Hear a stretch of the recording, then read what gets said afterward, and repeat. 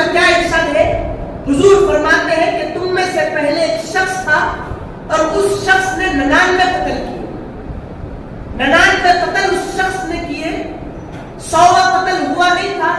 اب اس کے اندر تمنا ہوئی توبہ کرنے کی، تو کوشش کر رہا تھا کہ کیا توبہ کا کوئی راستہ ہے؟ اتنا بڑا گناہگار، کوئی اچھا عمل میں نے نہیں کیا، کیا کوئی توبہ کا دروازہ میرے لیے کھلے گا؟ اس کا طریقہ کیا ہے؟ 99 قتل اس کے ہو گئے، اس نے 99 انسانی جانوں کے قتل کیے۔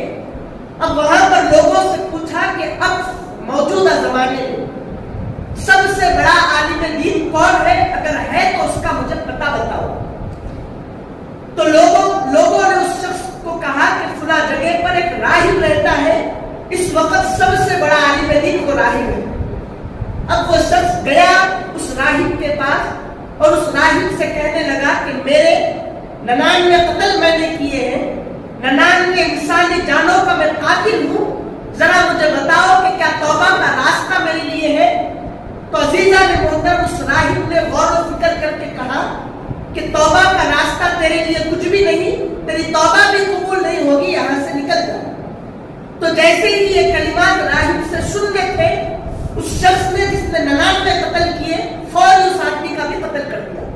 وہ بڑا علامہ، بہت بڑا عالم تھا، اس نے کہا کہ صرف یہ کہا کہ تیرے لیے توبہ کا دروازہ کھلا نہیں، کوئی راستہ بھی نہیں توبہ کرنے کا، تو اس کو بھی اس نے قتل کر دیا۔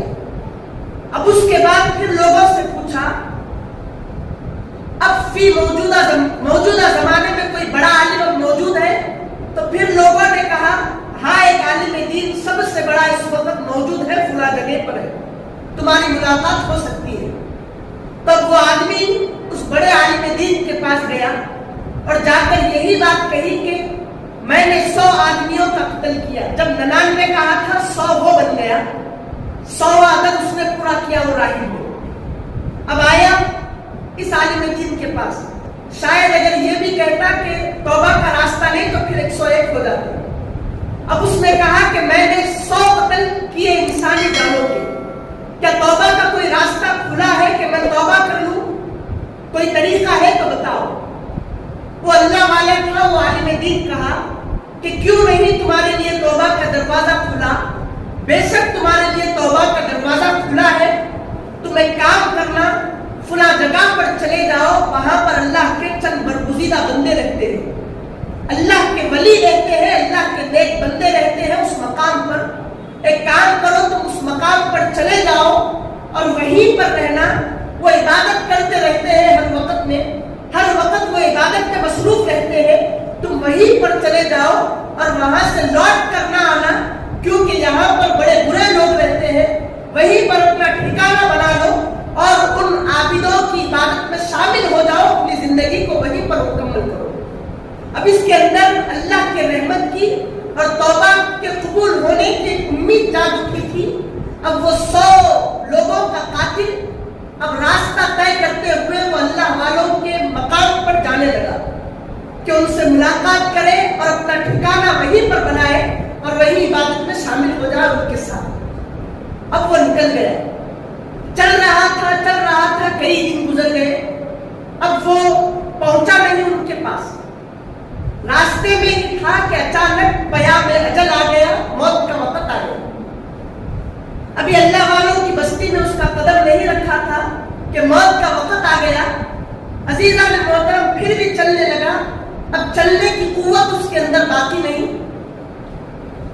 چل نہیں سک رہا تھا، تو اس نے کیا کیا کہ مجھے وہاں پر پہنچنا ہے، مکمل ارادہ، مصمم ارادہ کرتے ہوئے بڑھنے لگا۔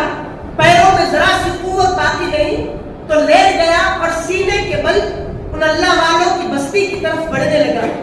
لیکن موت ہے کہ اگر وہ چاہے توبہ کرتا ہوں، توبہ کرنا بھی چاہے، لیکن توبہ اگر موت کا وقت آ جائے تو پھر موت آ کر ہی رہے گی، لمحہ بھر اس کو وقت نہیں دے گی۔ سینے کے بل دوڑنے لگا، چلنے لگا گھسیٹتے ہوئے، لیکن موت کا وقت اتنا قریب ہو گیا تھا کہ وہ شخص کا انتقال ہو گیا۔ سامعین محترم، اللہ والوں کا مقام اور مرتبہ بتانا چاہتا ہوں۔ اسی وقت جب اس کا انتقال ہو گیا تو رحمت کے فرشتے بھی آ گئے، ادھر سے عذاب کے فرشتے بھی آ گئے، یہاں پر رحمت کے فرشتے، یہاں پر عذاب کے فرشتے۔ باہمی بحث اور دو جماعت کے فرشتوں میں جھگڑا ہونے لگا کہ اس کی روح کو کون لے جائیں گے، ہم اس کی روح کو لے جائیں گے، ہم اس کی روح کو لے جائیں گے۔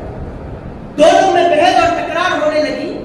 سامعین محترم، رحمت کے فرشتوں نے کہا کہ یہ بندہ اللہ کی بارگاہ میں توبہ کر کے اللہ کی رضا کے لیے آگے بڑھ رہا تھا، چنانچہ ہم اس کی روح کو لے جائیں گے۔ لیکن عذاب کے فرشتوں نے کہا کہ نہیں، اس نے اپنی زندگی میں کوئی ایک نیکی نہیں کی، اپنی زندگی میں یہ گناہگار رہا اور گناہوں کی حالت میں اس کا انتقال ہو گیا۔ عذاب کے فرشتوں نے کہا کہ ہم اس کی روح کو لے جائیں گے۔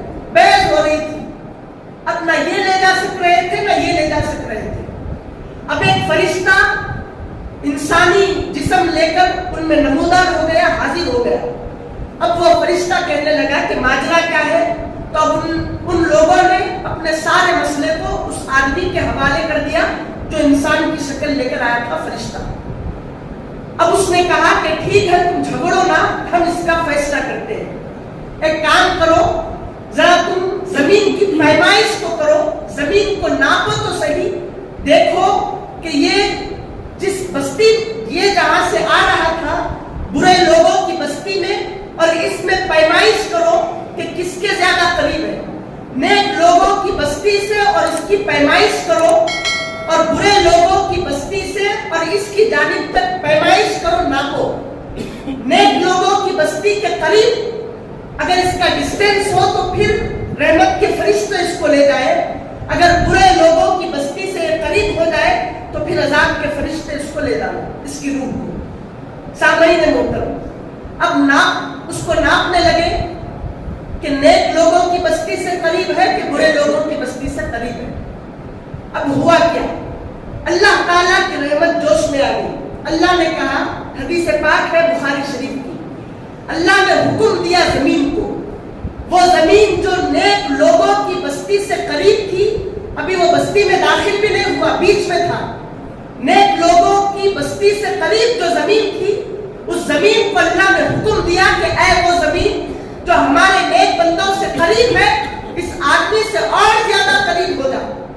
اور اللہ نے دوسری طرف اس زمین کو حکم دیا کہ جو زمین برے لوگوں سے قریب تھی، اس زمین کو حکم دیا کہ اے وہ زمین جو برے لوگوں کے قریب ہے، ہم تجھ کو حکم دیتے ہیں کہ تو اس بندے سے اور دور ہو جا۔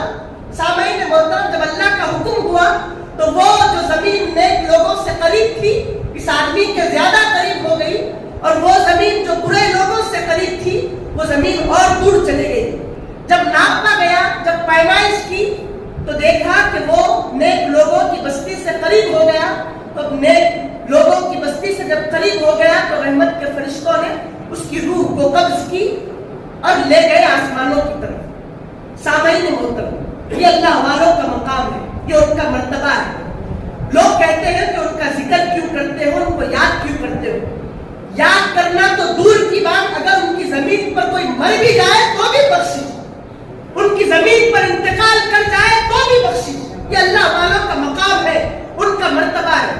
اتنا ہی نہیں بلکہ ہمارے اساتذہ نے یہاں تک کہا، بہت بڑے اللہ کے ولی ہے، آج بھی باحیات ہے، بڑی ان کی عمر ہو گئی، ولایت ان کی ظاہر ہے، انہوں نے کہا کہ اللہ والوں کو کبھی معمولی نہ سمجھنا، ان کا مقام، ان کا مرتبہ یہ ہے کہ ہر آدمی اپنی ذاتی مفاد دیکھتا ہے، اپنے سے جن لوگوں کی نسبت ہے، جن کا تعلق ہے، ان کو سوچتا ہے، لیکن جب ولی کی بات آتی ہے تو سارے عالم کے لوگوں پر اس کی نظر ہوتی ہے۔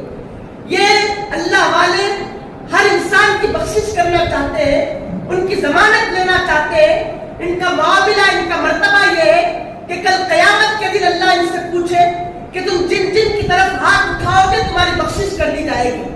تو یہ سفارش ایسے بھی کریں گے کہ مولا جب میں دنیا میں زندہ تھا تو یہ آدمی بڑا گناہگار تھا، لیکن مولا جہاں پر میں نے اپنی لالین رکھی، جہاں پر میں نے اپنے جوتے رکھے، مولا اس آدمی نے میرے جوتوں کے قریب میں اپنے جوتے رکھے، مولا اس کے جوتوں کی نسبت میرے جوتوں کے ساتھ ہو گئی، مولا میں چاہتا ہوں میرے جوتوں کے ساتھ جس کے جوتوں کی نسبت ہو گئی، مولا اس کی بھی مغفرت فرما۔ سامعین محترم، اللہ والوں کے جوتوں کے بازو، اللہ والوں کے چپل